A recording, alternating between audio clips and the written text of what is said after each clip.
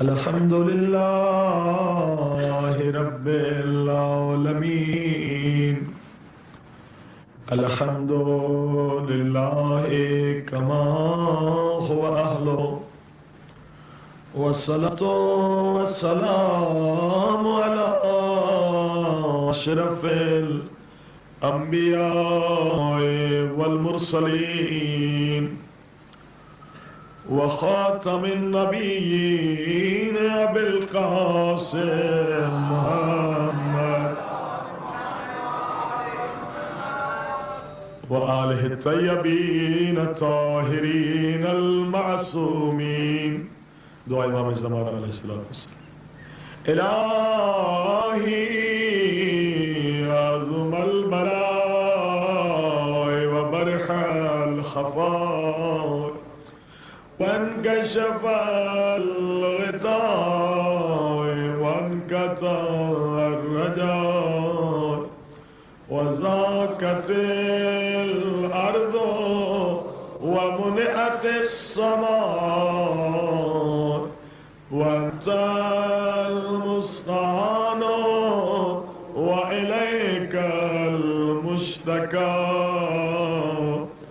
وعليك المؤول في الشدة والرخاء.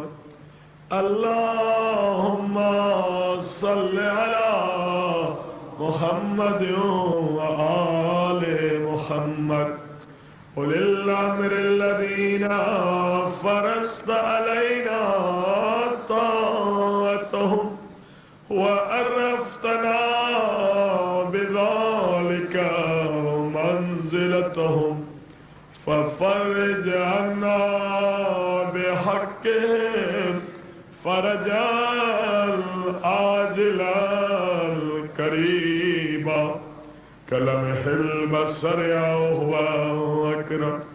يا محمد يا علي يا علي يا محمد يا محمد يا علي يا علي يا محمد اكفياني فإنكما كافيان وانصراني فإنكما ناصران. يا مولانا يا صاحب الزمان الغوث الغوث الغوث أدركني أدركني أدركني الصاع الصاع الصاع الأجل الأجل الأجل. يا أرحم الراحمين بحق محمد وآله الطاهرين. صلوات.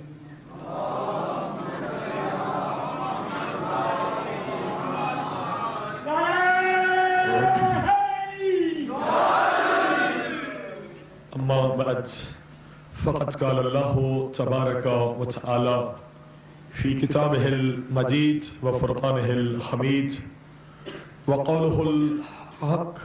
بسم الله الرحمن الرحيم. من قتل نفسا بغير نفس أو فساد في الأرض فكأنما قتل الناس جميعا ومن أحياها فكأنما أحيا الناس جميعا.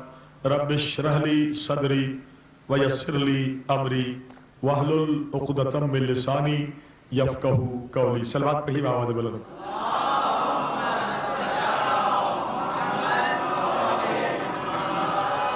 محترم سامعین، سورہ مائدہ جو قرآن کی 5ویں سورہ ہے، اس کی اس آیہ کریمہ میں رب العزت کا ارشاد ہو رہا ہے کہ اگر کسی نے کسی انسان کو بے گناہ قتل کر دیا یا اللہ کی زمین پر فساد کیا، دو انسانوں کو آپس میں لڑایا میاں بیوی کو لڑایا، بھائی بھائی کو، بھائی سے لڑایا، اگر دو انسانوں کو لڑاتا ہے یا کسی مسلمان کا یا کسی انسان کا قتل کرتا ہے تو خدا اعلان کر رہا ہے کہ وہ میری نظر میں ایک انسان کا قاتل نہیں، دو انسانوں کو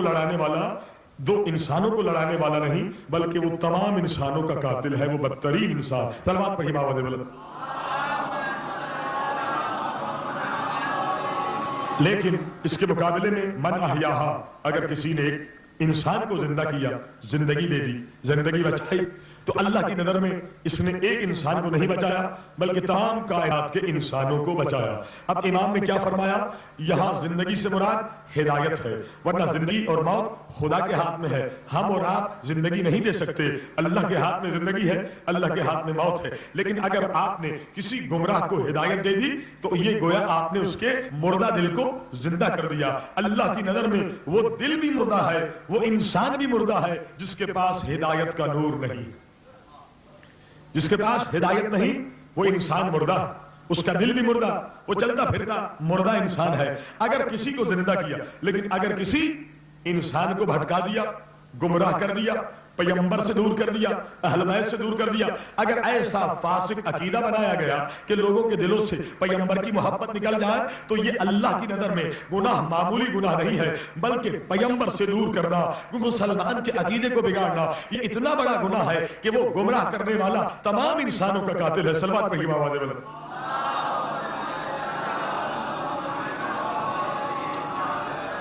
اب آپ کو پتا ہے کہ وہ کون سا ملک ہے، وہ کون سا فرقہ ہے جن کی کوشش یہ ہوتی ہے کہ لوگوں کے دلوں سے پیغمبر کی محبت نکل جائے، لوگوں کے دلوں سے اہل بیت کی محبت نکل جائے۔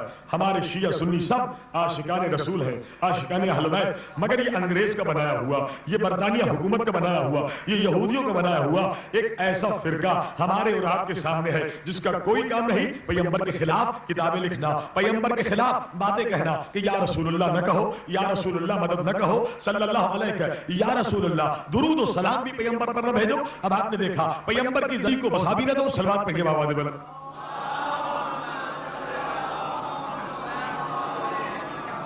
ایک عاشق رسول ہزار مائل سے دور، نہ جانے افریقہ سے، امریکہ سے، یورپ سے، پاکستان سے، ترکی سے، افغانستان سے زیارت پیغمبر کے لیے گیا، اور اس عاشق کے دل میں پیغمبر کی محبت، اب جو محبت پیغمبر ہے، محبت کی وجہ سے یہ پیغمبر کی زری کی طرف بڑھا اور ادھر سے بوسہ دیا، اور ادھر سے سعودی سپاہی نے اس مومن، اس مہمان پیغمبر کے سر پہ ڈنڈا مارا۔ عزیزان گرامی، یہ کون ہے؟ یہ زیارت کرنے والا مہمان رسول ہے، مہمان خدا ہے۔ اب آپ نے دیکھا مہمان پیغمبر، شیعہ ہو سنی، اگر اس زری کو، اس پاک زری کو، جس زری میں انسان کامل موجود ہے، جس میں نور خدا موجود ہے، اللہ اکبر، اگر اس زری کو کوئی چومے تو سر پہ ڈنڈا لگتا ہے، اللہ اکبر۔ عزیزان گرامی، لیکن اسی محفل میں اگر آپ قرآن مجید کو اٹھا کے چومے کوئی منع نہیں کرے گا۔ قرآن تو چھوڑیے، قرآن کے اوپر جو گدا لگا ہوا ہے اگر کوئی اسے چومے تو ڈنڈا نہیں لگتا، لیکن پیغمبر کی زری کو چومے تو فوراً ڈنڈا لگتا ہے۔ قرآن دور کی بات ہے، قرآن کے اوپر جو گدے کا کور ہے نا، وہ قرآن تو نہیں ہے نا، اس کو چومے تو کوئی منع نہیں کرتا، کوئی شرک کا فتویٰ نہیں لگاتا، کوئی بدعت کا فتویٰ نہیں لگاتا، کوئی سپاہی مارتا نہیں، لیکن پیغمبر خدا کا نور جس زری میں موجود ہے اگر اس زری کو بوسا دے فوراً سر پہ ڈنڈا پڑتا ہے، فوراً ظلم ہوتا ہے۔ عزیزان گرامی، اب آپ نے دیکھا وہ گدا جو قرآن کے اوپر لگا، قرآن نہیں ہے لیکن قرآن کے ساتھ مس ہو گیا، تو اس کا یہ کمال ہے، اس کی یہ عزت ہے کہ اس سے چومنا عبادت ہے۔ اسی طرح سے وہ زری جو پیغمبر کے وجود سے مس ہو جا، صلوات پڑھیے بابا دے بلد۔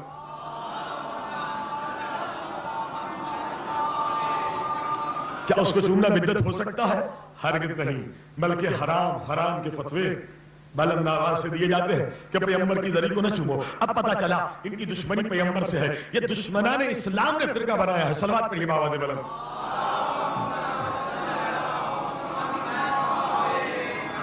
اور خلیج کی جنگ نے تو سارے مسائل حل کر دیے۔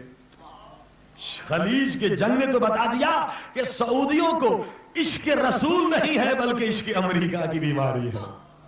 تو جب ہم نے دیکھی ان کو تو یہودیوں سے عشق ہے، ان کو تو کافروں سے عشق ہے۔ ایک مسلمان اگر ڈاکٹر ہے، MBBS ہے، سعودی میں کام کرنے گیا، اس کی تنخواہ بہت معمولی، لیکن وہی ڈگری لے کر آنے والا اگر کوئی امریکن ہے تو اس کی تنخواہ اس بیچارے پاکستانی سے 10 گنا زیادہ ہوتی ہے۔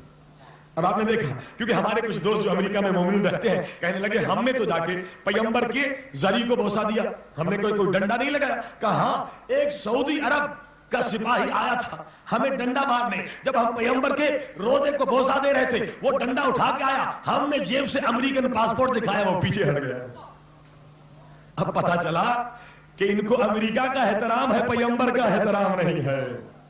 یہ ایک مومن کی گواہی جو یہ ہیوسٹن میں رہتا، کہنے لگے کہ میں نے بڑے آرام سے چوما، اس نے ڈنڈا مارنا چاہا، میرے جیب سے امریکن پاسپورٹ نکالا، خبردار میں امریکن ہوں، کہا اس کے قدم رک گئے۔ عزیزان گرامی، اب آپ نے دیکھا جس کو امریکہ کا احترام ہے، جس کو امریکہ سے عشق ہے، یقیناً اس کا اسلام سے کوئی واسطہ نہیں ہے۔ صلوات پڑھیے بابا دے بلو۔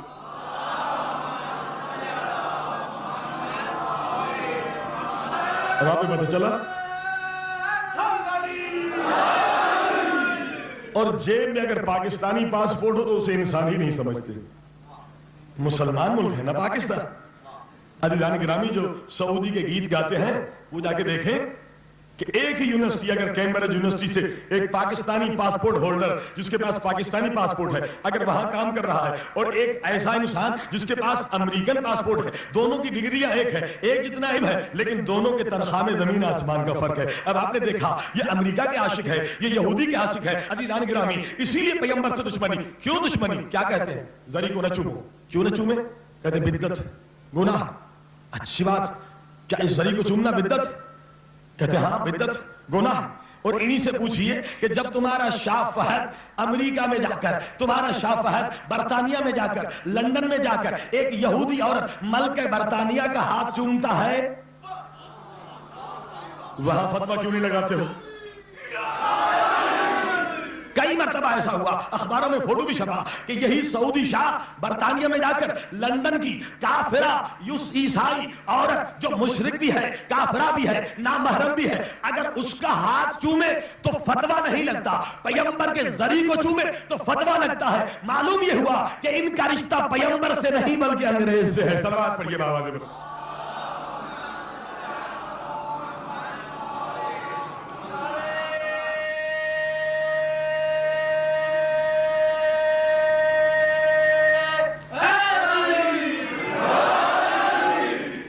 اور یہی سعودی پیسہ ہے، اس پورے ملک میں جتنی فرقے واریت، اس کے پیچھے سعودی کا ہاتھ۔ عزیزان گرامی، حقیقت مسلمانوں کو جتنا برباد اس سعودی گورنمنٹ نے کیا ہے، کسی گورنمنٹ نے نہیں کیا۔ اب آپ نے دیکھا یہ اسلام کے دشمن امریکہ کے دوست ہیں، کہتے ہیں زری کو چومنا گناہ ہے۔ ہم نے کہا کیوں گناہ؟ کہا کہ نہیں، اس کو نہ چومو، یہ پیغمبر کی ذری ہے۔ اچھی بات، وہی خانہ خدا میں، اسی سعودی عرب میں جب مسلمان گئے جا کے حجر اسود کو چوما تو کسی نے ڈنڈا نہیں مارا، کسی نے روکا نہیں، کسی نے فتویٰ نہیں دیا، کسی نے کفر نہیں کہا، کسی نے حرام نہیں کہا۔ ہم نے کہا یہاں حجر اسود کو تو ہزاروں چوم رہے ہیں، منع کیوں نہیں کرتے؟ پیغمبر کے ذری کو چومے تو ڈنڈا مارتے ہو؟ تو جواب دیتے اس لیے یہاں منع نہیں کرتے کیونکہ حجر اسود کوئی معمولی پتھر نہیں ہے، بلکہ یہ جنت سے آیا ہوا پتھر ہے، اس لیے اس کو اگر چوما جائے تو عبادت ہے۔ عزیزان گرامی، عقل کی بات نہیں ہے، وہ پتھر جو جنت سے آ جائے اس کو چومنا عبادت ہے، اور وہ پیغمبر جو مالک جنت ہو۔ مجھے فرمائیے،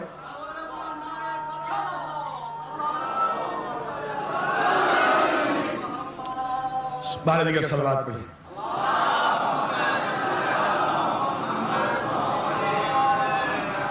بس عزیزان گرامی، یہ ناسور ہے مسلمانوں کے درمیان سعودی پیسے کے ذریعے سے مسلمانوں کے دلوں میں نفرتیں پیدا کی جاتی ہیں۔ سبب کیا ہے؟ امریکہ نہیں چاہتا کہ علماء اسلام متحد ہو جائے۔ اگر علماء اسلام متحد ہو جائیں گے تو نتیجہ یہ ہوگا کہ جیسے ایران میں امریکہ کا سر کچلا گیا، ایران میں امریکہ کے مفادات ختم ہو گئے، ویسے پاکستان میں بھی، افغانستان میں بھی، عراق میں بھی، دنیا کے کونے کونے میں انقلاب اسلامی آیا اور اسلام ایک سپر پاور بن کر اور اس ظالموں کے مفادات کو ختم کر دے گا۔ صلوات پڑھیے بابا دے بلند۔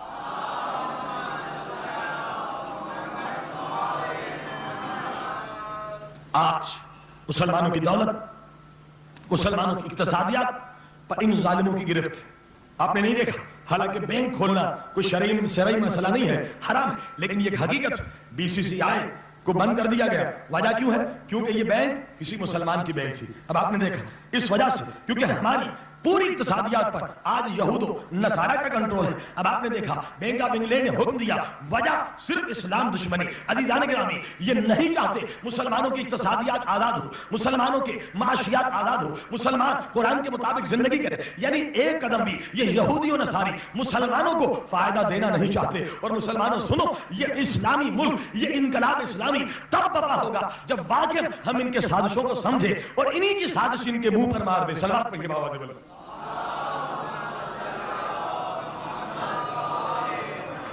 اب آپ نے دیکھا کہ ابھی محرم شروع نہیں ہوا, سازشوں کے جال بچھانا شروع کر دیے.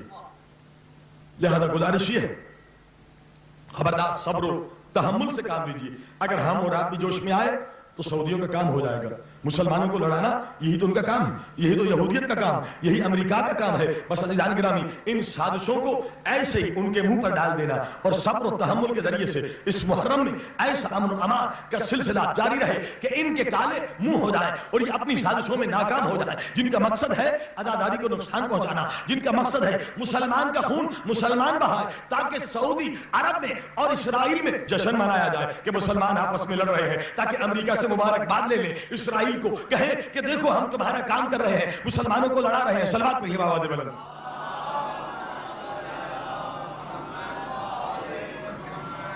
بارے دیگر صلوات.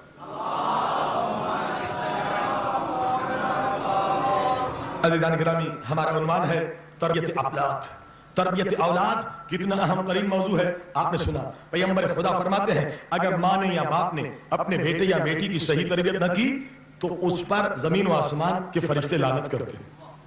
کل آپ نے دوسری حدیث سنی کہ اگر ماں باپ اولاد کی صحیح تربیت نہ کریں, انہیں نمازی نہ بنائیں, انہیں اسلام کی باتیں نہ سکھائیں, انہیں قرآن کی تعلیم نہ دیں, تو پھر کیا ہوگا؟ پیغمبر فرماتے ہیں یہ والدین گویا اپنے عمل سے, پیغمبر کے الفاظ, گویا اپنے عمل سے مجھ پر تبرہ کر رہے ہیں. اگر کوئی پیغمبر پہ تبرہ کرے کیا مسلمان رہ سکتا؟ مسلمان نہیں رہ سکتا. پیغمبر فرماتے ہیں جو اپنی اولاد کو فاسق و فاجر بنائے کہ انگریزی تو سکھا دی مگر قرآن پڑھنا نہیں آتا, میڈیم انگلش میں تو ڈال دیا مگر اسلام کے پتہ نہیں, حرام و حلال کا پتہ نہیں, نماز کے مسائل کا پتہ نہیں. عزیزان گرامی, ایسی اولاد کے بارے میں اور ایسے والدین کے بارے میں پیغمبر خدا آج سے 1400 سال پہلے افسوس کر رہے ہیں. ہائے آخری زمانے کے بچے کہ ان کے ماں باپ ان کی دنیا کی تو فکر کریں گے مگر ان کی قبر و آخرت کی فکر نہیں کریں گے. بڑی نوکری مل جائے ہمارے بچے کو, ڈاکٹر بن جائے, انجینئر بن جائے, مگر یہ فکر نہیں کریں گے کہ حسینی بن جائے, سلمان فارسی بن جائے, ابو ذر غفاری بن جائے, حر کی طرح مومن حقیقی بن جائے. صلوات پڑھیے بابا دے بلند.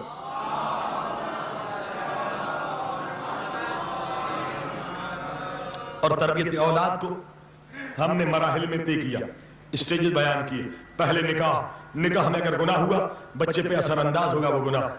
دوسرا مرحلہ حمل کا, اگر حمل کے دوران ماں نے غلطی کی اس کا اثر بیٹے پر ہوگا, اگر باپ نے غذائے حرام کھلائی اس کا اثر بچے پر ہوگا. اور تیسری منزل دودھ پلانے کی منزل, اگر دودھ پلاتے وقت ماں باوضو رہے, قبلہ رخ ہو, نماز کے درمیان اگر وضو پلا, وہ دودھ پلا, تو یہ تمام چیزیں اس خاتون کے ذریعے سے, اس کی محنت کے ذریعے سے اس اولاد کی طرف منتقل ہو جائیں گی. لیکن اگر خاتون گناہ کر رہی ہے, VCR دے رہی ہے, گالیاں دے رہی ہے, غصے میں ہے اور بری باتیں کر رہی ہے, غیبت کر رہی ہے, دودھ پلا رہی ہے, تو یہ دودھ نہیں بلکہ زہر پلا رہی ہے. اب اس کے بعد پیغمبر خدا نے اولاد کی تربیت کو اسٹیجز میں بیان کیا. الولد سید 7 سنین, تمہارا بیٹا 7 برس تک تمہارا سردار ہے, اسے محبت چاہیے, اسے پیار چاہیے. خبردار ایسا نہ ہو کہ ماں بیٹے کو مارے یا باپ بیٹے کو مارے. مارنے کا حق کبھی نہیں ہے, نہ ماں کو حق ہے نہ باپ کو حق ہے. 7 سال تک اسلام نے مارنے کا حق نہیں دیا, کیونکہ 7 سال تک بچے کو پیار چاہیے, محبت چاہیے. اگر پیار و محبت نہ ملے تو نتیجہ یہ ہوگا کہ بچے کے اندر روحی کینسر ہو سکتا ہے. کل آپ نے سنا بچہ مامون رشید بن سکتا ہے اگر ماں اور باپ نے سختی کی. صلوات پڑھیے بابا بلند.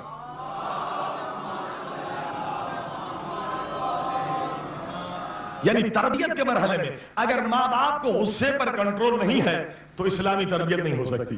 بچہ تو نادان ہوتا ہے, غلطی کر دیتا ہے, کبھی گلاس توڑ دیا, کبھی سالن گرا دیا, کبھی روٹی پھینک دی. اب عزیزان گرامی, اگر ماں غصے والی ہے, باپ غصے والا ہے, تو بے گناہ بچے پر تھپڑ مارے جائیں گے. لیکن یہ سن کر تھپڑ نہ ماریے, اللہ کا فرمان ہے. کسی نے نبی سے پوچھا ہم اللہ کے غضب سے کیسے بچے, ہم اللہ کے غضب سے کیسے بچے, کوئی طریقہ ہے؟ ہاں, اللہ کے نبی نے کہا اللہ کے غضب, اللہ کے عذاب سے بچنے کا ایک طریقہ ہے کہ جو تم سے کمزور ہیں ان پر ہاتھ نہ اٹھاؤ.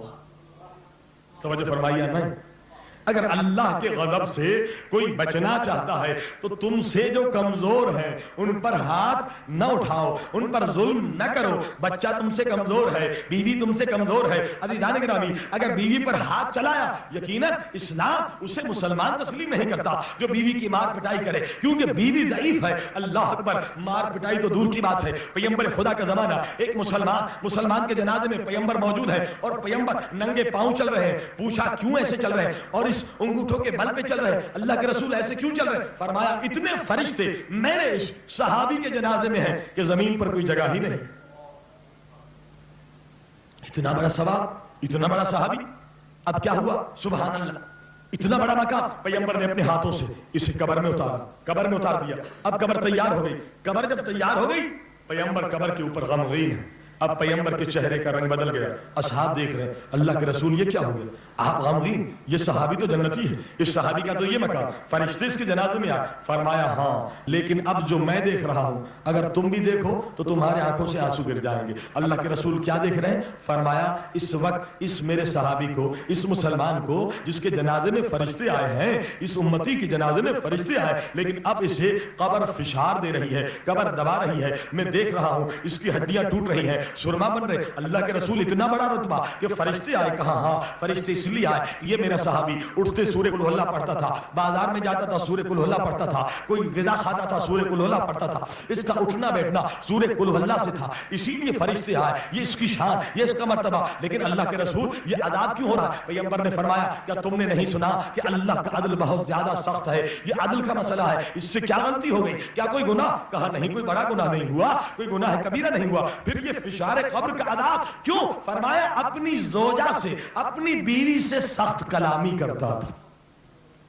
عزیزان گرامی, اب آپ نے دیکھا, اگر بیوی سے سخت کلامی کرے انسان, مارنا تو دور کی بات ہے, بیوی کو مارنا تو مسلمان کا کام ہی نہیں ہے, لیکن اگر مسلمان بیوی سے سخت کلامی کرے تو فشار قبر کے عذاب سے بچ نہیں سکتا, چاہے کتنا مقدس انسان ہو. عزیزان گرامی, کیوں؟ کیونکہ بیوی آپ سے کمزور ہے, بچہ بھی آپ سے کمزور ہے. چلیے بیوی کوئی معصومہ نہیں ہے, لیکن جو آپ کا جو بچہ ہے نا, یہ سنے 7 برس تک ابھی تو بالغ ہی نہیں ہوا, اگر آپ نے اس پر ہاتھ اٹھایا تو آپ نے بہت بڑا گناہ کیا, کیونکہ اس بچے نے تو کوئی گناہ ہی نہیں کیا, آپ گنہگار ہیں, ابھی تک وہ عملاً معصوم ہے, کیونکہ اللہ کا حکم ہی واجب نہیں ہوا اس پر, ابھی نماز ہی واجب نہیں ہوئی, تو ماں باپ کا حکم کیسے واجب ہو گیا؟ اگر غلطی ہو گئی تو آپ کو حق نہیں ہے تماچا مارنے کا, اور وہ ماں حقیقت میں ظالمہ ہے جو بچے کو مار رہی ہے, پیٹ رہی ہے. کیا اللہ نے اس لیے تمہیں بچہ دیا ہے کہ تم اسے مارو, تم اسے پیٹو, پہلے بچہ نہ ملے تو پھر تو دعائیں مانگی جاتی ہے, مولانا دعا کریے ہمیں اولاد ہے. اب خدا نے نعمت دی ہے, کیا مارنے پیٹنے کے لیے نہیں. عزیزان گرامی, بچے کا احترام ضروری ہے. پیغمبر فرماتے ہیں اکرموا اولادکم, اپنی اولاد کا احترام کرو, احسنوا آدابکم, اور ان کو صحیح ادب سکھاؤ, با ادب بناؤ, اسلام سکھاؤ. یغفر لکم, اگر چاہتے ہو کہ تمہارے گناہ معاف ہو جائے. توجہ فرمائیں. اولاد کی صحیح تربیت کفارہ گناہ.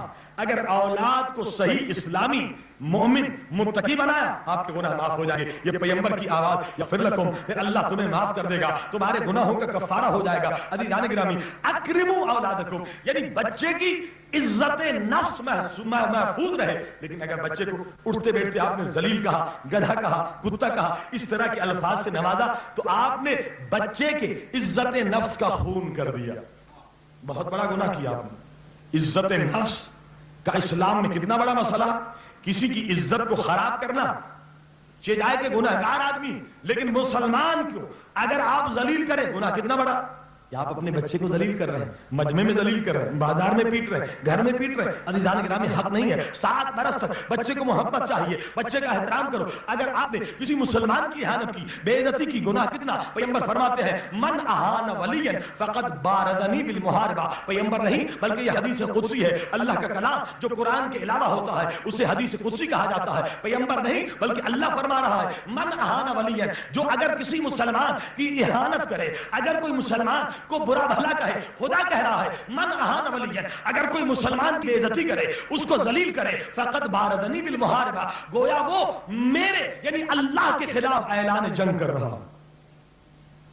اب آپ نے دیکھا کہ مسلمان کا احترام کتنا ضروری ہے.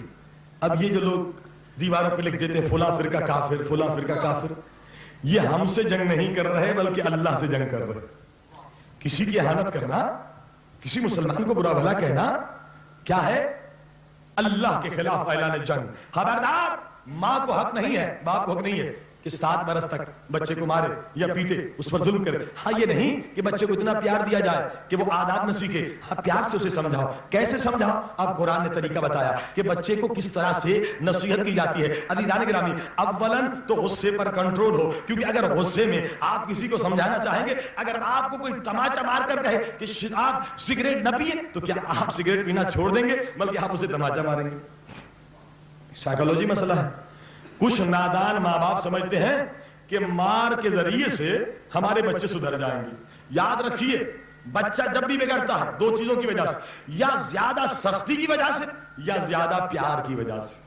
درمیانہ راستہ اسلام کا راستہ ہے. نہ اتنا پیار دو کہ بچہ بد اخلاق ہو جائے, نہ اتنا مارو, نہ اتنا ظلم کرو, مارنے کا تو حق ہی نہیں. عزیزان گرامی, اب آپ نے دیکھا اس طرح سے جو بچے بگڑتے ہیں, یا زیادہ سختی سے یا زیادہ پیار کرنے سے. اب درمیانہ راستہ, بچے کو محبت چاہیے 7 سال تک تو اسے محبت ہے, لیکن عزیزان گرامی کس طرح سے بچے کو تبلیغ کرنا ہے, کس طرح سے سکھانا ہے. یہ نہیں غصے سے, مار سے. بھائی ماریں گے تو کیا ہوگا؟ جب تک آپ ہوں گے وہ کام نہیں کرے گا. بچے کو مارا کہ نماز پڑھو, بھائی جب تک آپ ہوں گے تب تک میں نماز پڑھے گا, پھر نماز چھوڑ دے گا. اب آپ نے دیکھا اسلام منع کرتا ہے لا اکراہ فی الدین, زبردستی سے یہ کام نہ لو, بلکہ ہاں جب بالغ ہو جائے پھر تو آپ اگر نماز نہ پڑھے تو سختی بھی کر سکتے ہیں, لیکن اس سے پہلے کیا حکم ہے؟ قرآن نے طریقہ بتایا. پہلے تو غصے پر کنٹرول. پہلا شرط, جو ماں باپ غصے والے ہیں وہ کبھی بھی بچوں کی اسلامی تربیت نہیں کر سکتے. وہ سب سے پہلے غصے کا علاج کریں. غصے کا علاج کیا ہے؟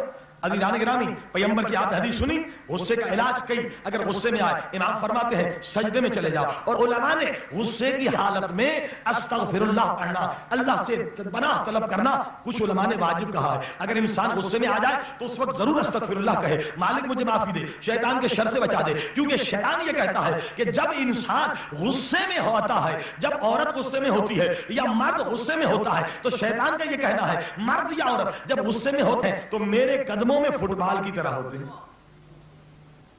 یعنی غصے میں مرد ہو یا عورت, شیطان کیا کہتا ہے؟ میرے قدموں میں فٹ بال کی طرح ہوتے ہیں کہ جہاں کک ماروں گا وہیں چلے جائیں گے.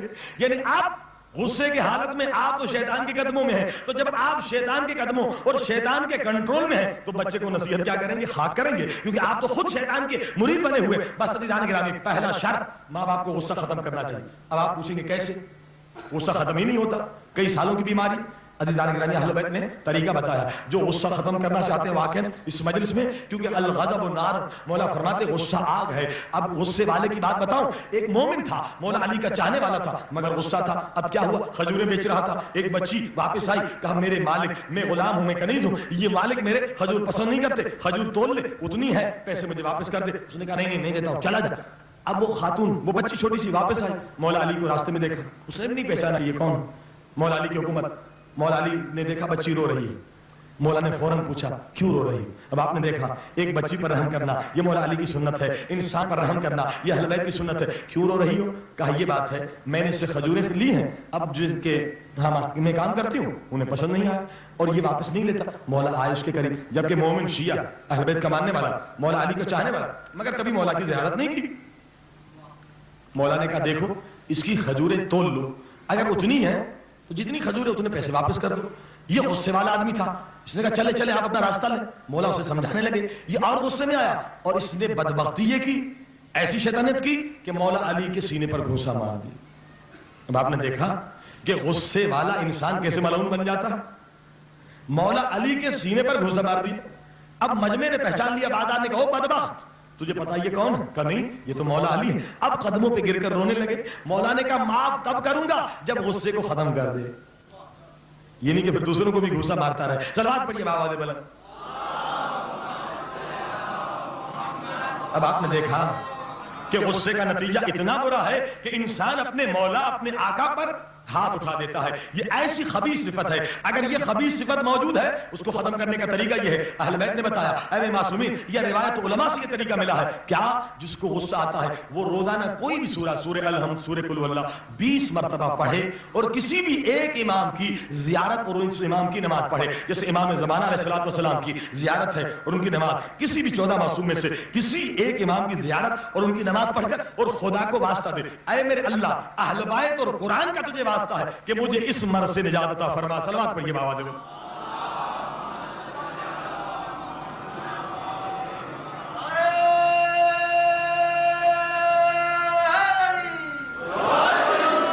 اگر مسلسل 40 دن تک یہ کرتا رہے تو انشاءاللہ شفا پا جائے گا. عزیزان گرامی, اولاد کی تربیت کرنا ہے تو یہ کام کرنا پڑے گا. اب آپ نے دیکھا اولاد کو کس طرح سے سمجھانا ہے. قرآن نے بتایا غصے سے نہیں. اذ قال لقمان ابنہ, یاد کرو اس وقت کو جب لقمان اپنے بیٹے کو نصیحت کر رہا تھا. اب دیکھیے نصیحت کا طریقہ قرآن نے کیا بتایا. واعظ کر رہا تھا, نصیحت کر رہا تھا. یعنی باپ پر اولاد کا یہ حق ہے کہ باپ اپنی اولاد کو نصیحت کرے. لیکن عزیزان گرامی, اگر باپ خود نصیحت یافتہ نہیں, اگر اسے خود نصیحت کا پتہ نہیں تو اولاد کو خاک نصیحت کرے گا. یہ واجب ہے اولاد کو نصیحت کرنا, امر بالمعروف کرنا. اسی لیے تو ان مجالس میں نصیحت کا بتانا ضروری ہے تاکہ والدین بھی آتے ہیں, عورتیں, خواتین, مائیں بھی آتی ہیں, وہ پہلے خود نصیحت سیکھیں پھر اپنے بچوں کو نصیحت کریں. باپ پر اولاد کا حق کہ نصیحت کرے, واعظ کرے. اب طریقہ کیا ہے؟ یا بنیہ. کیا ہے؟ یا بنیہ, او میرے لال. یہ نہیں کہ گدھے, بے وقوف, یہ کام نہ کر. اگر اس طرح سے گدھا کہا, بے وقوف کہا تو یہ نصیحت کا کوئی اثر نہیں ہوگا, بلکہ وہ اپنے اندر غصہ ہی کرے گا کہ بابا مجھے گالیاں کیوں دے رہا ہے, مجھے گدھا کیوں کہہ رہا ہے. نہیں, برا الفاظ کہنے کی ضرورت نہیں ہے. جب نصیحت کریں تو طریقہ قرآنی یہ ہے, یا بنیہ, او میرے لال, او میرے بیٹے. پیار سے پکارا, یا بنیہ ان الشرک لظلم عظیم.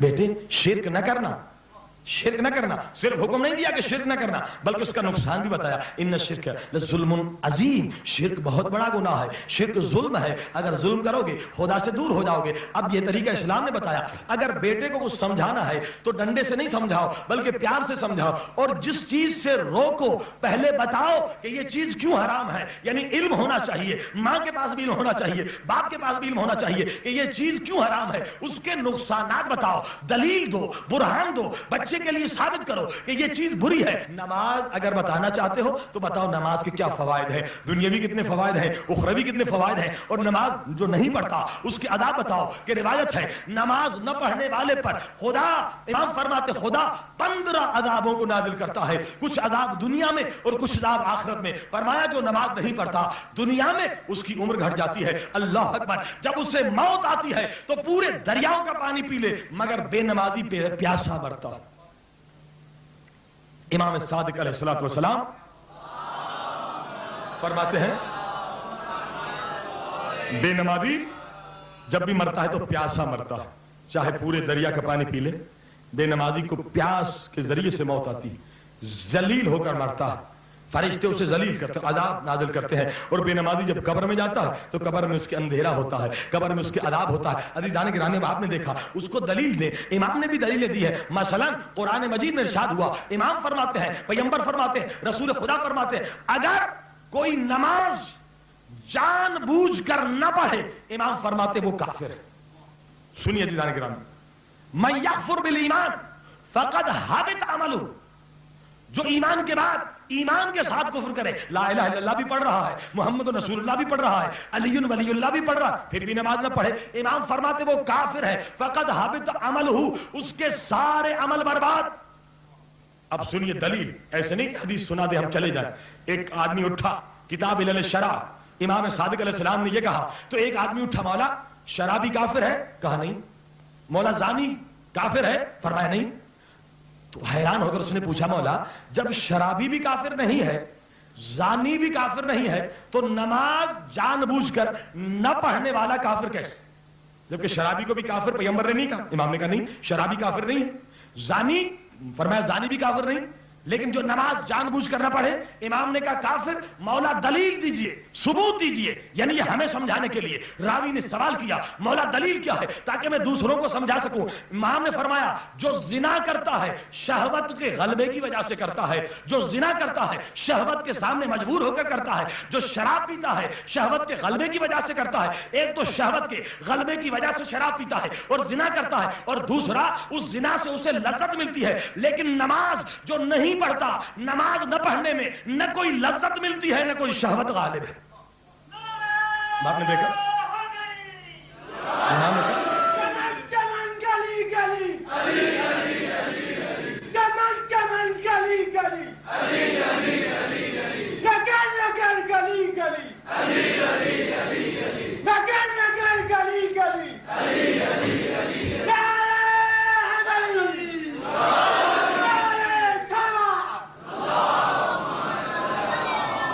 نے دیکھا وہ امام ہے، وہ معصوم ہے، اللہ کا نمائندہ ہے، اس کا حرف آخری حرف ہے، مگر امام نے بھی دلیل دی کہ کافر کیوں ہے۔ قرآن کی یہ آیت ہے من یکفر بالایمان، جو ایمان سے کفر کرے یعنی کلمہ پڑھ کر بھی نماز نہ پڑھے، فقد حبط عملہ، اس کے سارے عمل برباد ہو جائیں گے۔ عزیزان گرامی اب آپ نے دیکھا نماز کی اہمیت اگر بچے کو سکھانی ہے تو بچے کو دلیل کے ساتھ بتائیے کیا عذاب ہوگا، کیا گناہ ہوگا۔ صلوات پڑھیے بابا بلند۔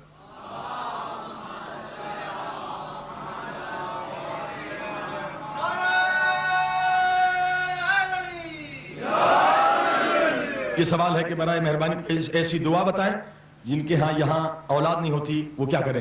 امام حسن مجتبی علیہ السلام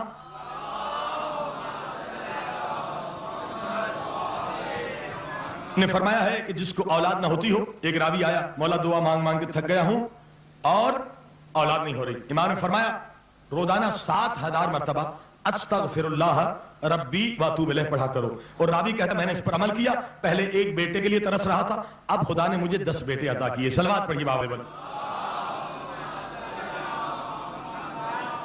اب آپ نے دیکھ دلیل کے ساتھ سمجھائیے کہ نماز کو چھوڑنے کا کتنا گناہ ہے۔ اب شرابی کیونکہ وہ شہوت کے آگے غالب ہے، زانی کو لذت بھی ملی اور شیطان اور نفس نے بھٹکایا، مگر امام کہتے جو نماز نہیں پڑھتا وہاں کون سی لذت ملتی ہے، وہاں کون سی شہوت غالب ہے۔ نماز اس لیے نہیں پڑھتا کیونکہ نماز کو حقیر سمجھا، اور نماز کو حقیر نہیں سمجھا بلکہ اس نے اسے حقیر سمجھا جس نے نماز کا حکم دیا ہے۔ نماز کا حکم اللہ نے دیا ہے اور رسول نے دیا ہے۔ یہ کافر اس لیے ہے کیونکہ اللہ اور رسول کو حقیر سمجھ رہا ہے۔ صلوات پڑھیے بابا جی۔ آپ نے دیکھ جو نماز نہیں پڑھتا، قرآن نے کیا کہا اقیموا الصلاۃ، نماز پڑھو، ولا تکونوا من المشرکین، یہ آیت قرآن ہے۔ اگر تم نے نماز نہیں پڑھی تو تم اللہ کی نظر میں مشرک ہو، یعنی جو نماز نہیں پڑھتا وہ بت پرست کی مانند ہے۔ اور نماز اگر نہیں آتی عزیزان گرامی پھر بھی پڑھیے، اسلام نے یہاں تک چھٹی دی ہے کہ 40 دن تک تمہیں معافی ہے، جیسی بھی نماز ہے جا کے جماعت میں پڑھو، 40 دن کے بعد تم سیکھ جاؤ گے، یعنی 40 دن تک کوئی گناہ نہیں ہے۔ آپ کی نیت کو خدا دیکھنا چاہتا ہے، اللہ یہ دیکھنا چاہتا ہے کہ اگر میں بلاتا ہوں تو یہ میرے بلانے پر آتا ہے یا نہیں۔ اور نمک حلالی یہی ہے کہ اگر خدا بلائے، اگر رسول بلائے تو یقیناً انسان حاضر ہو جائے۔ صلوات پڑھیے بابا جی بلند۔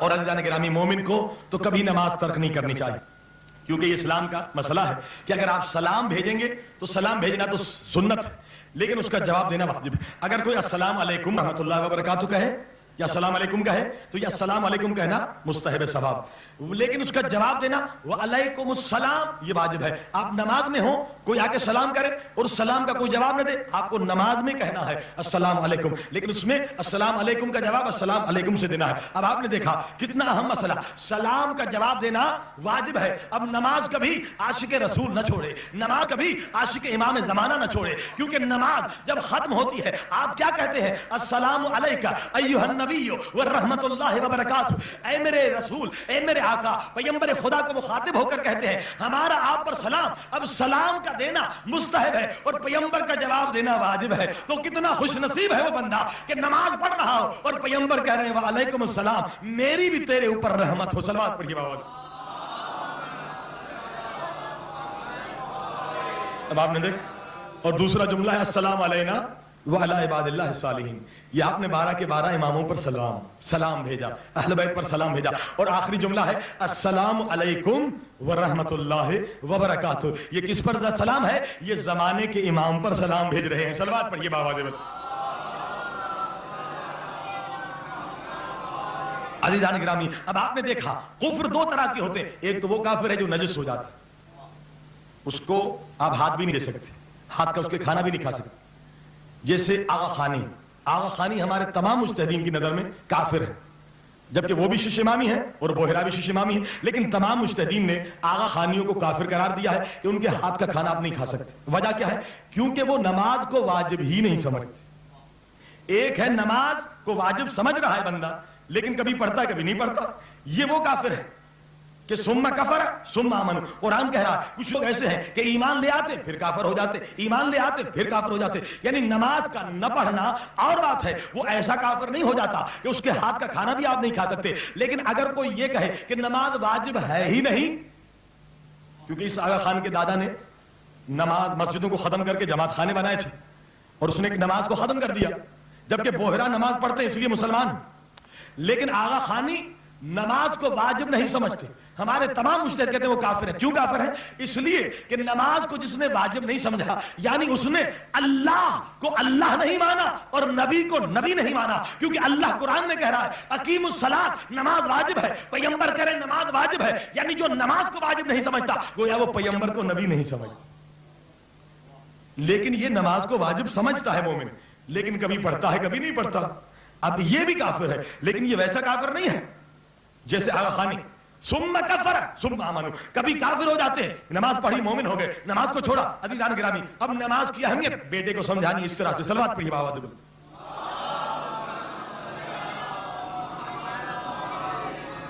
امام آپ کے مولا علی, ہماری جان قربان مولا علی کے نام پر جنگ ہو رہی ہے, اسلام کے دشمنوں سے جنگ ہو رہی ہے. ابن عباس کہہ رہے ہیں مولا علی بار بار آسمان کی طرف دیکھ رہے ہیں, مولا کیا کر رہے ہیں, کیا دیکھ رہے ہیں؟ مولا فرمانے لگے میں سورج کو دیکھ رہا ہوں کہ کب زوال آئے اور نماز ظہر ادا کروں. وہ کہنے لگے ابن عباس مولا یہ کوئی نماز کا وقت ہے, اسلام کے دشمنوں کے ساتھ جنگ ہو رہی ہے, آپ لیڈر ہیں, آپ جنرل ہیں, آپ ہمارے کمانڈر ان چیف ہیں, اگر آپ نے نماز پڑھنا شروع کر دی تو ہمیں شکست بھی ہو سکتی ہے, اس کی کمان کون سنبھالے گا؟ ایک مرتبہ مولا جلال میں آتے ہیں, ابن عباس کیا بات کر رہے ہو, اسی نماز کو قائم کرنے کے لیے تو میں ان کے خلاف جنگ کر رہا ہوں.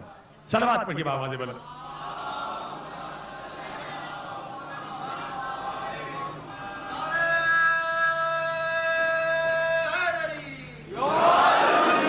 لہذا اولاد کو سمجھانا ہے تو دلیل کے ساتھ سمجھانا ہے کہ نماز کو اگر ترک کیا تو تم نے بہت بڑا گناہ کیا, گناہ کبیرہ کیا. بس عزیزان گرامی, اسی طرح سے اگر کسی باپ کی غفلت سے اس کی اولاد بے نمازی ہو گئی تو یہ ناقابل معافی گناہ.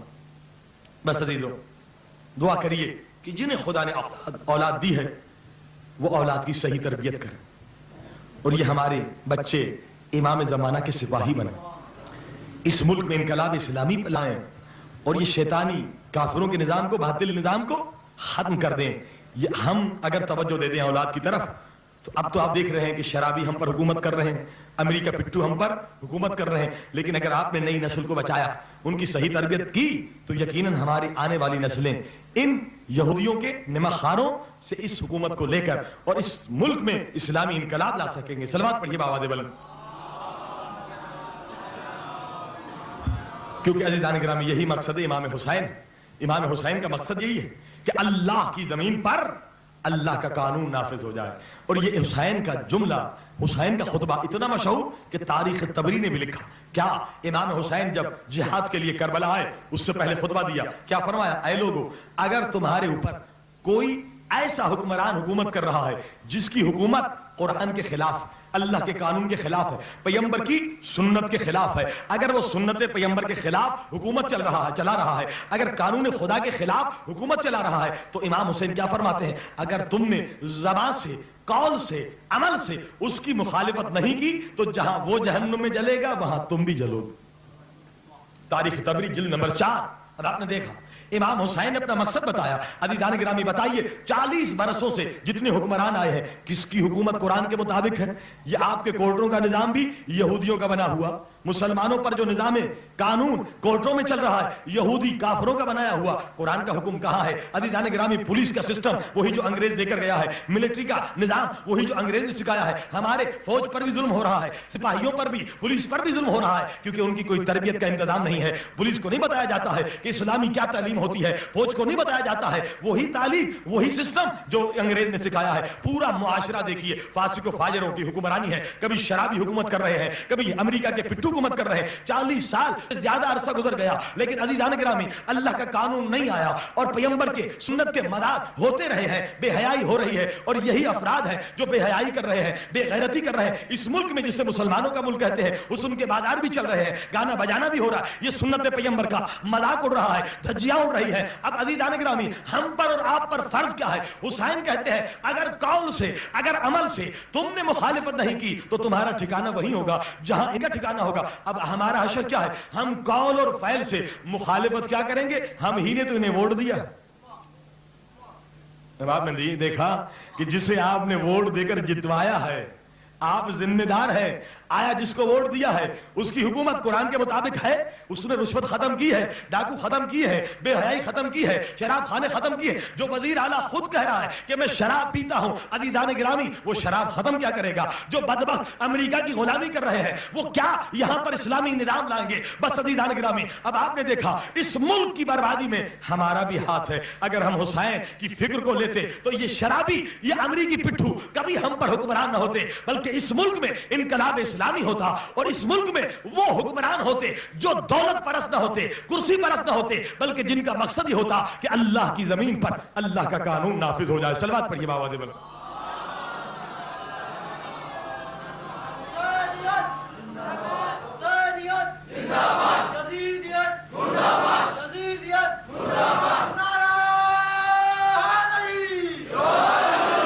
اب آپ نے دیکھا حسینیوں کا یہ فریضہ ہے کہ اس ملک میں انقلاب اسلامی بپا کرے, کیونکہ حسین نے جان اسی لیے دی. بتایا میرا مقصد یہ ہے کہ ہر مظلوم کو حق مل جائے اور اللہ کی زمین پر اللہ کا قانون نافذ ہو جائے. اسی لیے مقصد حسین ہے. جب بھی مصائب میں آنکھوں میں آنسو آئیں پہلے مقصد حسین کے لیے دعا مانگے, پھر اپنے مقصد کے لیے. صلوات پڑھیے بابا دے بل.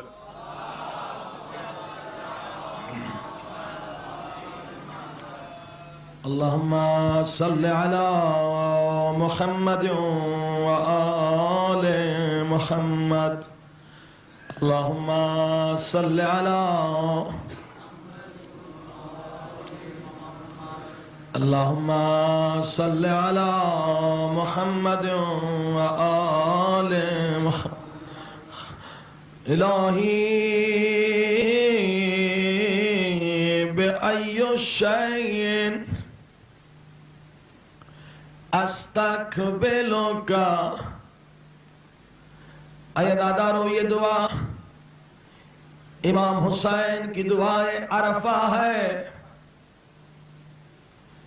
یہ دعا میدان عرفات میں پڑھی جاتی. امام حسین نے ہمیں بتایا کہ توبہ کا طریقہ کیا. اداداروں یہ اس مظلوم امام کی دعا ہے جو کربلا میں 10 محرم کو آخری بار خیمے میں آئے.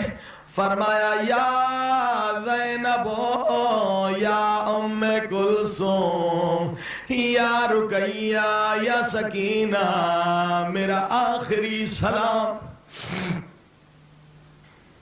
ادادارو جب آخری سلام کے الفاظ سنے جناب زینب آگے بڑھی.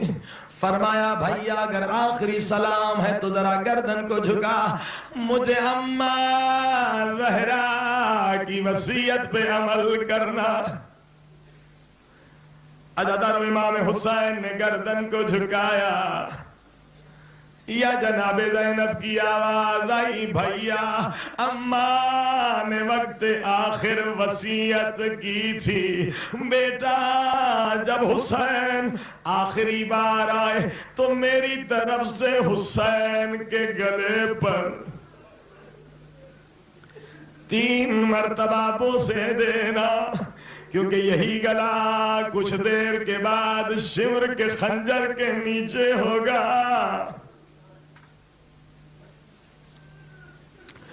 عزادارو جناب زینب نے وصیت پر عمل کیا۔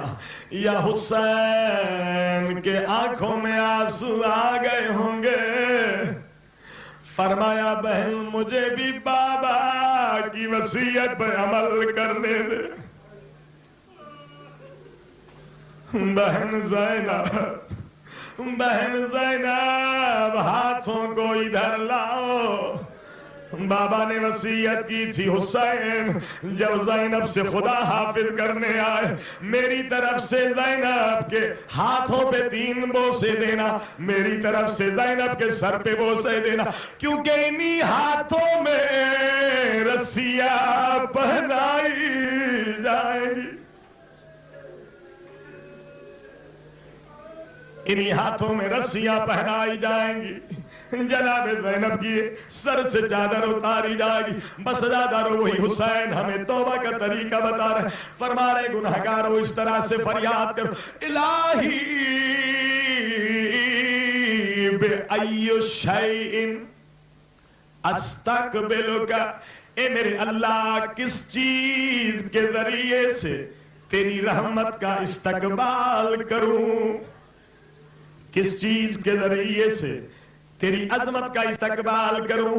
آگے جملے سنیے، ام بیدی ام بعینی ام باذنی ام بلسانی، اے میرے اللہ ان ہاتھوں سے تیری رحمت کا استقبال کروں تو یہ ہاتھ گنہگار، اے میرے اللہ ان آنکھوں سے اگر تیری رحمت کا استقبال کروں تو یہ آنکھیں گنہگار، ان کانوں سے تیری رحمت کا استقبال کروں تو میرے کان گنہگار، اے میرے اللہ سر سے پاؤں تک میرے پاس کوئی ایسی چیز نہیں ہے جو گناہوں سے پاک ہو جس کے ذریعے سے تیری رحمت کا استقبال کروں۔ دوسرا جملہ مولا حسین یہ فرماتے ہیں، اے گنہگار اس طرح سے فریاد کرو، کلہا من نعمک، اے میرے اللہ یہ ساری تیری نعمتیں تھی، آنکھیں تیری نعمت، زبان تیری نعمت، میرے اللہ مگر میں نے تیری نعمتوں کے ذریعے سے گناہ کیے، میرے اللہ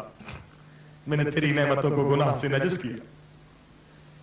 اے عزادارو یہی جملے امام زین العابدین یوں فرماتے ہیں، امام فرماتے ہیں حیف، امام فرماتے ہیں حیف اس انسان پر جو اللہ کی دی ہوئی نعمت کے ذریعے سے گناہ کرے۔ خی عزیزو اگر یہ آنکھیں نہ ہوتی ہم کتنے مجبور سڑک پار کرنے میں بھی محتاج ہوتے، اپنی اولاد کی شکل بھی نہیں دیکھ سکتے تھے۔ اے میرے اللہ یہ آنکھیں کتنی بڑی نعمت تو نے دی، مگر میں نے ان آنکھوں سے تیری مخالفت کی۔ اے میرے اللہ یہ زبان کتنی بڑی نعمت، مگر میں نے اس زبان کو گناہ میں خرچ کیا۔ اے میرے اللہ یہ کان کتنے بڑی نعمت ہے، اے میرے اللہ یہ پاؤں تو نے مجھے دیے، اے میرے اللہ اگر پاؤں نہ ہوتے میں مجبور ہوتا، مگر انہی قدموں کو میں نے گناہ کی طرف بڑھایا۔ اے میرے اللہ بِأَيِّ شَيْءٍ أَسْتَقْبِلُكَ، کس طرح سے تیری رحمت کا استقبال کروں۔ اے میرے اللہ میرے پاس کوئی چیز نہیں ہے، اسی لیے ایک واسطہ دے رہا ہوں، میرے اللہ اس واسطے کے ذریعے سے میں تیری رحمت کی بھیک مانگنا چاہتا ہوں۔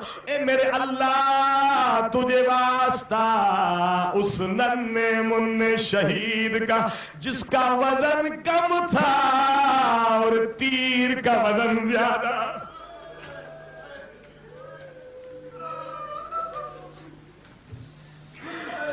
عزادارو سمجھ گئے ہوں گے یہ کس کا واسطہ۔ اے میرے اللہ تجھے واسطہ اس ننھے منھے شہید علی اصغر کا جس کا وزن کم تھا مگر تیر کا وزن زیادہ۔ عزادارو یہ کوئی غلو نہیں، کوئی زیادہ نہیں، بلکہ حقیقت ہے، تاریخ میں یہی موجود، تاریخ میں ملتا ہے۔ عربوں کے پاس 2 تیر ہوا کرتے تھے، ایک تیر انسانوں کو مارنے کے لیے اور دوسرے تیر گھوڑوں کو مارنے کے لیے۔ ادادارو علی اصغر نے جو تیر کھایا ہے وہ انسانوں کو مارنے والا نہیں ہے، اسی لیے میں نے کہا بچے کا وزن کم ہے، تیر کا وزن زیادہ۔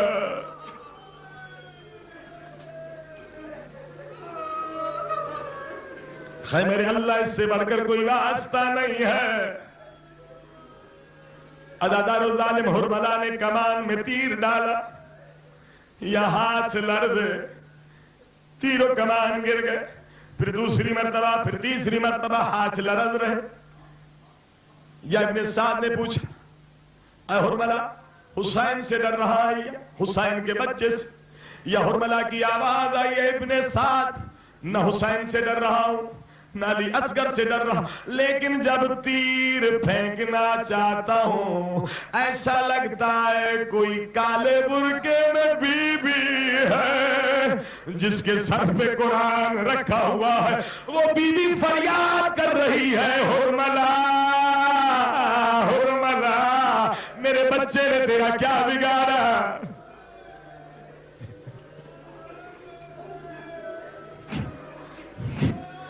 اے حرملہ میرے اصغر نے تیرا کیا بگاڑا؟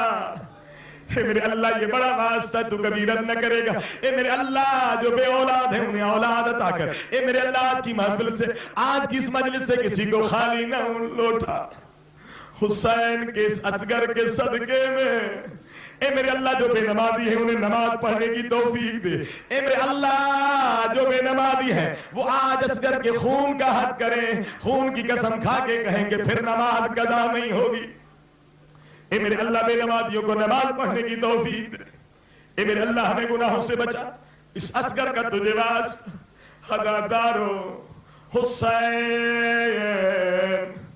نے دیکھا تیر چلا، کیونکہ ہاتھ لرز رہے تھے، حرملہ نے سوچا اگر چھوٹا تیر ہوگا ممکن ہے نشانے پہ نہیں لگے، اس ملعون نے اسی لیے وہ تیر استعمال کیا جو انسانوں کے لیے نہیں بلکہ گھوڑوں کے لیے۔ ادادارو ایک مرتبہ تیر چلا اصغر کے گلے میں آیا، کیسے آیا؟ تاریخ کے الفاظ بذبح علی اصغر ذبح ہو گئے۔ اس تیر ظالم نے حسین کے لال کو ذبح کر دیا، ایک چھوٹی سی کھال بس پورے علی اصغر کے گلے کو اس نے ذبح کر دیا، ایک چھوٹی سی کھال جو لٹک رہی علی اصغر کا گلا، علی اصغر کا سر لٹک رہا، واللہ یہ حسین کا جگر ہے۔ یا بچے کو لیا، ادادارو ہر لاش کو حسین خیمے میں لے گئے، مگر علی اصغر کو خیمے میں نہیں لائے۔ حسین نے کیا کیا؟ حسین خیموں کے پیچھے آئے، یا ذوالفقار تلوار سے قبر کھودنے لگے۔ میں کہتا ہوں ادادارو اگر اس ذوالفقار کو ذبح ہوتی یہ فریاد کرتی اے حسین تیرے بابا نے تو مجھے کبھی قبر کے لیے استعمال نہیں کیا،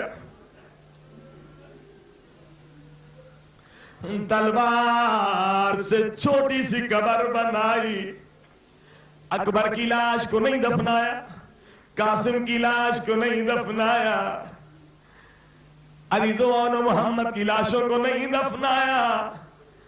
آپ پوچھیں گے سوال کریں گے ذاکر حسین نے علی اصغر کی لاش کو کیوں دفنایا؟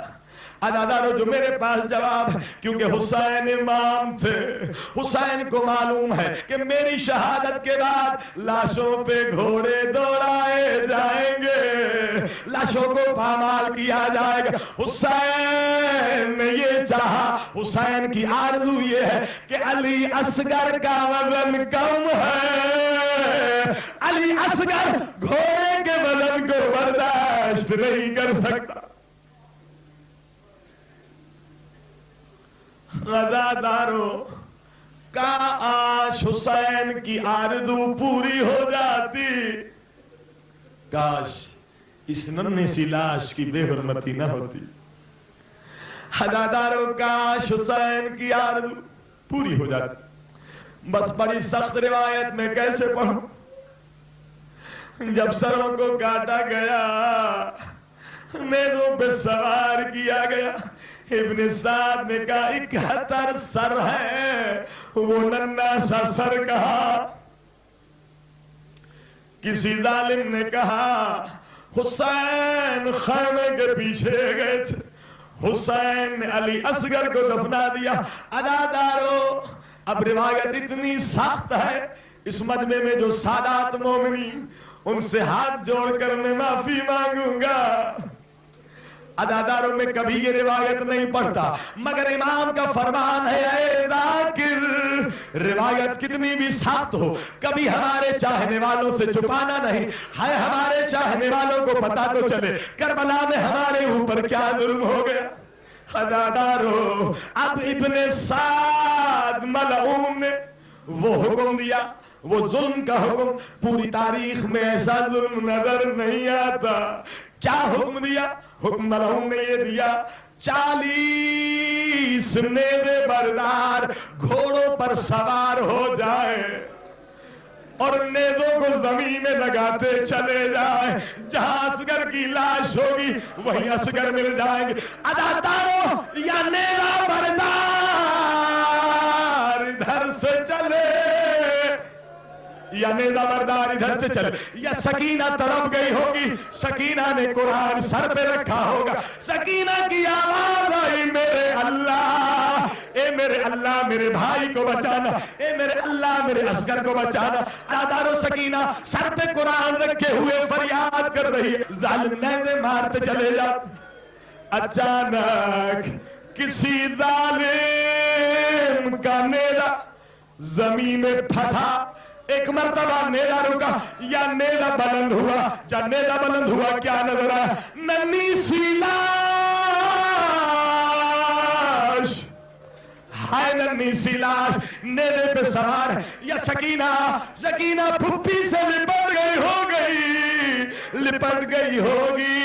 پھپھی اماں میری فریاد، اے میرے اللہ میری فریاد. میرا اصغر 2 مرتبہ شہید ہوا، ایک مرتبہ حرملہ کے تیر میں شہید کیا، ایک مرتبہ ظالم کے نیزے نے شہید کیا. اے میرے اللہ تجھے اصغر کی مظلوم لاش کا واسطہ، اے میرے مالک تجھے ان آنسوؤں کا واسطہ، اس ملک کے مظلوم عوام کو، ان ظالم شرابی بد کردار دولت پرست کرسی پرست شہرت پرست حکمرانوں اور سیاستدانوں سے نجات عطا فرما.